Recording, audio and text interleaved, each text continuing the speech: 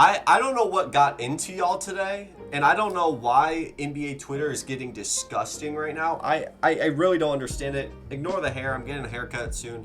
But I don't know what got into y'all today, because I've been enjoying my day. I'm about to go into work probably here in about 30 minutes, and I do not understand why y'all are getting nasty on the timeline and disrespecting Devin Booker. Like, I like Devin Booker, and I've seen the slander on TikTok, mainly from Lakers fans. I want to make that very clear. Salty Lakers fans, because y'all got bounced out of the playoffs twice by a Phoenix Suns team. But I don't know why y'all are trying to disrespect Devin Booker. Now, personally, CP3 I think is the most valuable player on the Suns, and I think Devin Booker has the potential and arguably a good case to be the best player on the Suns. At least he's the most talented for his offensive versatility and his ability to make shot creation, and I think he's a decent defender. Now, I haven't looked into the statistics defensively, but he has shown a lot of improvement defensively, specifically in the previous years I've seen Devin Booker. And if y'all don't know, I'm a huge Devin Booker fan. I've watched him since Kentucky, and him and Jamal Murray both have a special place in my heart, specifically Jamal Murray for his blue arrow celebration. I thought it was one of the coolest things when I was younger. So I've kind of kept track with the both of them. They're both in the West as well. I'm a huge Rockets fan, so I tend to watch them a lot more than the average person, and y'all are getting nasty on the timeline. Let me pull up this thread of tweets that I found. It got 55,000 likes, a bunch of retweets, and unpopular opinion, Devin Booker isn't a winning player. Chris Paul is the Suns' best player. Sorry. Devin Booker is 118, 136 without Chris Paul. I don't make the rules. And then you got responses such as, Devin Booker is the most talented. They would still be a lottery team without Chris Paul. And I don't need to get into more replies. I don't need to get into this, because here's the thing. I think Chris Paul elevates this Suns team to a 1 seed. He is what breaks the barrier from a team that could be middle of the pack to the top team. The team that ends up being one of the best closing teams in the entire NBA. I still think if you take Chris Paul off that team, let me know.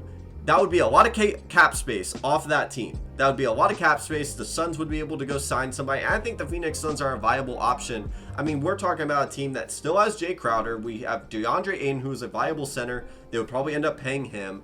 You have Devin Booker, who I don't know why people want to disrespect. The dude's averaging 26, 5, and 4. He's been doing that for the past 4 years. And not to mention Cam Johnson. You have a guy, Mikal Bridges, who is freakishly long. Pause, major pause there. But I do not understand why people want to put this narrative out there that he isn't a winning player, because let's look back into history real quick. Like, I fully understand the Suns were not a good team with Devin Booker on their roster for the most part of his early career.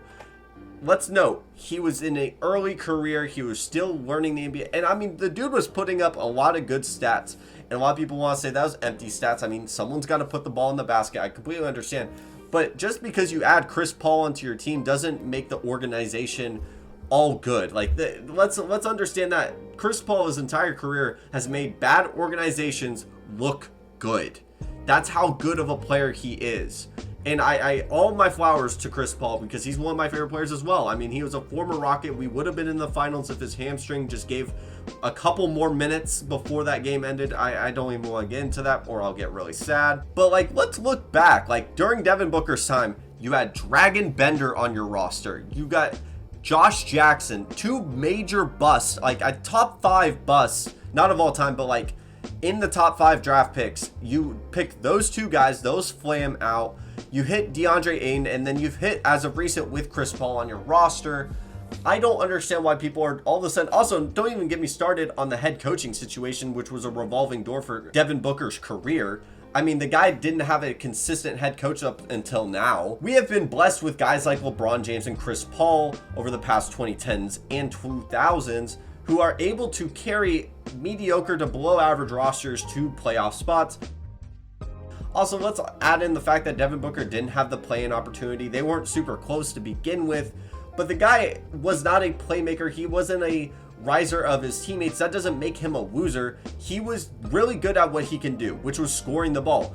The rest of his team was not good. Like, not good at all. He didn't have a true point guard for a lot of his life, and the wings were always very below average for the Suns. Not to mention the center was a revolving door before DeAndre Ayton came in. I mean, the Suns were a bad organization. It's like asking Zach LaVine over the past couple years, calling him a loser, and now that they're winning, he is a losing player. Like, you cannot use the record against Devin Booker because it's a team sport. I mean, at the end of the day, like, you add DeMar DeRozan to the Bulls, now they're winning games. Now you can't just say that he's a loser. Like, we have been blessed with guys like LeBron James and Chris Paul who are able to do that, but we're not comparing those two to Devin Booker and like Zach LaVine.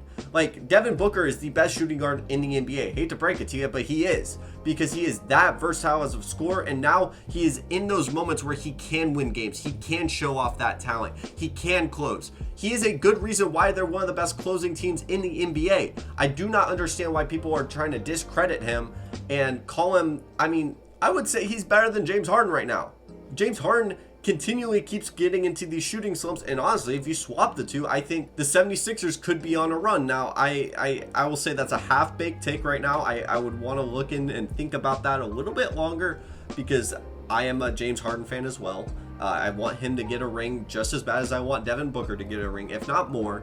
But right now, it's looking like Devin Booker is the more consistent player. He's a better shooter, and he's more consistently a better defender, I feel, and also I think he's more healthy more of the time, and James Harden doesn't seem to be giving as much of an effort as Devin Booker. And as well as this, like, I'm seeing a lot of slander about the post-game workout. I don't understand that. I kind of give him credit. I mean, that team clearly wants to win. They got to the finals. I understand that Chris Paul has elevated this team's ceiling a lot higher than people expected. And this team was also expected to maybe win 50 games. Let's not act like they were expected to get the 1 seed this year. They have exceeded expectations almost like at the same level of the Grizzlies have exceeded expectations. Like, a lot of people are putting this Suns team as a 5-6 seed and the Lakers as a number 1 seed. Now, that's clearly wrong as we see, but I want to make this clear. Like, I think if you take Chris Paul and Cameron Payne starts, this team makes the play-in at least. I would even say that they probably get a 6 or a 5 seed. It's just more of Chris Paul's greatness than it is discrediting what Devin Booker can do on the basketball court, because he is a fantastic player. I mean, I've watched plenty of Suns games. I don't know what other people are seeing. I see a talented player who is a bucket getter. He is a guy that can step up when Chris Paul goes down, which is something that a playoff team needs. Chris Paul is not going to be a guy for 4 quarters that's going to dominate the game. He's going to definitely need somebody to step up, and that has been Devin Booker. And I don't know why people continually discredit him and try to slander his name. I understand that you want to have a good reason for Chris Paul being a better player on the, like, the best player on the Suns, and that's a valid argument. I'm not discrediting that argument. I could almost agree with that. Like, you have a valid argument. It's the justification for trying to say that Chris Paul is the better player because Devin Booker was a complete loser without him. We all knew he was a talented player. He just needed to win some games. It's the same thing with Zach LaVine, and they needed to win some more games. And it's clear that the Bulls are not the best team in the East as they were potentially early into the season, and the Suns have consistently been the best team in the West all year. There's no way around it, and a lot of it has been Devin Booker and Chris Paul. Now, whoever you think is the best player on that team, that's up to you, and I would love to hear a better justification than just saying Chris Paul is a winner and Devin Booker is just a loser. I mean, hold on, let me pull up a couple more replies to this, because this gets out of control. And I'm seeing Chris Paul isn't a winner. I mean, what defines a winning player? Because I don't understand. Oh my gosh, I can't do this right now. Clearly, you do not know ball. I can't do this right now. I don't understand. I got on this video thinking I was just going to give credit to Devin Booker, and then I open up Twitter and it just gets me more and more frustrated. I don't understand. I'm probably getting baited. I'll admit that. Maybe I'm getting baited. Maybe this is just all a big joke. Because I don't understand what defines a winning player. Because, I mean, if you want to say that you're a losing player because your roster and your organization has continually failed you, then what are we doing here? Like, what is going on? Are we calling Karl Anthony Towns a loser because his franchise for the longest would trade a bunch of young talents, and now they get Anthony Edwards making one good couple moves, and now they're in the playoffs pretty solid? I think, are they in the playoffs? I think they might be the 6th seed or potentially a play-in team, but I don't know. What are we doing here? Like, what are we getting that bored waiting for the playoffs that we're just going to discredit players? Like, let me know if my argument is just out there. Like, I think this is pretty much common sense, knowing that, I mean, what defines a winning player to you? That's my biggest question right now. Because are we going to really discredit a player because their organization and they're not LeBron? Like they're not just carrying a team to the finals. Like, are we having that expectation for every talented star on a bottom feeder team? Like, are we expecting Jalen Green all of a sudden to carry the Rockets to a play-in spot next year? Oh, but what if the Rockets end up getting Chris Paul? Does that mean Jalen Green isn't a good player because he was a loser without Chris Paul on his team? Like, what are we doing? I think I'm more mad at the fact that they said that the Suns would be a lottery team without Chris Paul. That's just not true. This team is constructed really well with or without Chris Paul. Have you all not watched Cameron Payne be super talented? And also their head coach gives them some consistency. I mean, head coaching is very tough to tangibly give a statistic to, but they have a coach of the year for a reason. Like, I don't get this, man. Thank you so much for watching. If you're at this point of the video and you were able to watch my rant, thank you so much for watching.